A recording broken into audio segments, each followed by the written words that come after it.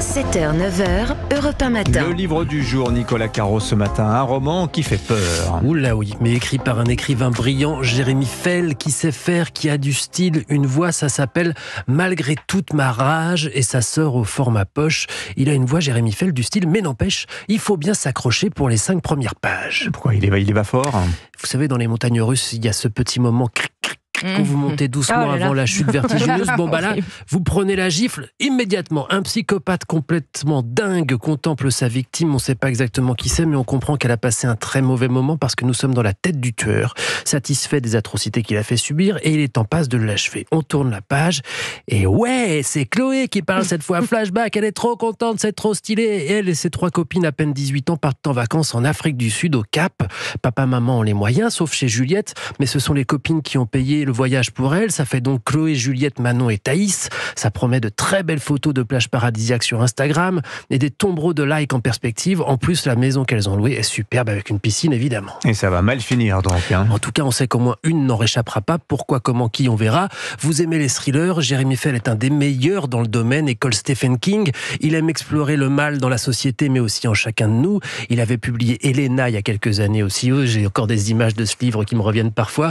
Celui-là ne vous lâchera pas non plus, c'est intense, tendu, des moments de suspense insoutenables, des références parfois aux contes sans qu'on les voit, et qualité ultime pour moi, vous savez, ça sonne juste. Les filles, le tueur, le flic, l'ambiance, ça sonne juste, on y croit jusqu'à la société, l'exploration sociale de la société d'édition en France. Voilà, malgré toute ma rage donc, chez Rivage Poche, signé Jérémy Fell.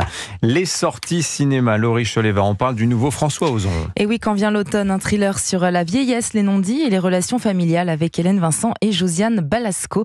Michel, c'est une mignonne petite grand-mère qui vit seule dans sa maison en Bourgogne et qui se réjouit à l'idée d'accueillir pour les vacances de la Toussaint sa fille Valérie, incarnée par Ludivine Sagnier, et son petit-fils Lucas. Mais voilà, on se rend vite compte que Valérie est odieuse avec sa mère, alors que cette dernière se plie en 4 pour lui faire plaisir. Mais cette mamie, finalement, a un passé beaucoup plus trouble qu'il n'en a l'air. Ce qui est horrible, c'est que Valérie croit que j'ai vraiment voulu la tuer. De toute façon, avec ta fille, c'est toujours de ta faute.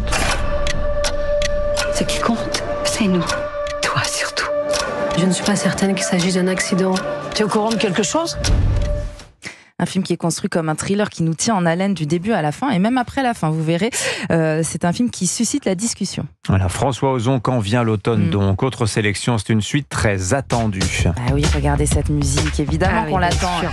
Joker, Folie à 2 de Todd Phillips. On attendait cette suite après le premier film en 2019, Lion d'or à Venise, Oscar pour Joaquin Phoenix, qui avait rassemblé plus de 5,6 millions de spectateurs rien qu'en France.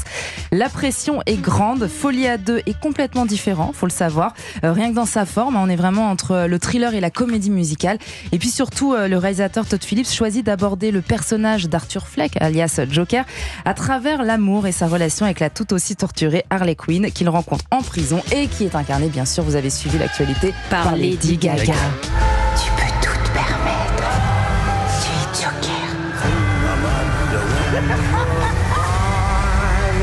Regardez tous ces gens, regardez autour de vous. Je ne laisserai plus jamais personne me rabaisser. Ah, il y a un côté Broadway, très théâtral. Ils sont forts. La bande-annonce est très efficace.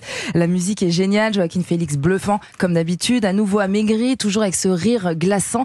Et dans le premier volet, on avait un univers chaotique et sombre. Là, on est vraiment dans un film de procès versus comédie musicale. Voilà, Joker, Folie à 2 et donc le dernier François Ozon, sélectionné par Laurie Choleva. Merci beaucoup, Laurie. Laurie, on vous retrouve samedi 18h, 19h. C'est Clap, l'émission cinéma d'Europe 1, et vous serez en compagnie de la comédienne Charlotte Lebon. Mais oui, qui joue Niki de Saint-Phal au cinéma.